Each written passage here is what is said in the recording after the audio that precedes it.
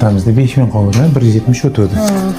100 olib qolman nazarga mana. Rozi bo'lasiz endi. Beravering, to'g'rilab. Voy, 175 mingga sotayotganingga $100 bilinmasa kerak.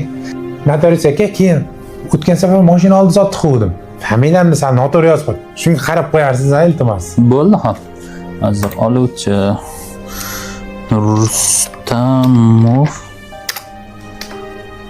G'affor. Aka deb yotibman, siz 91-yil ekansiz, tengdosh ekanmiz.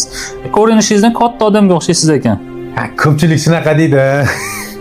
O'zaro kelishuvli muomalalarni qilib oldinglar-a? Ha, hisob kitobni qilib oldik. Unda hozir shunda qo'l qo'yib, keyin ketaverasizlar. Hujjatlaringiz qulluq bo'lsa, Rahmat. Rahmat. Pasportingiz qolibdi.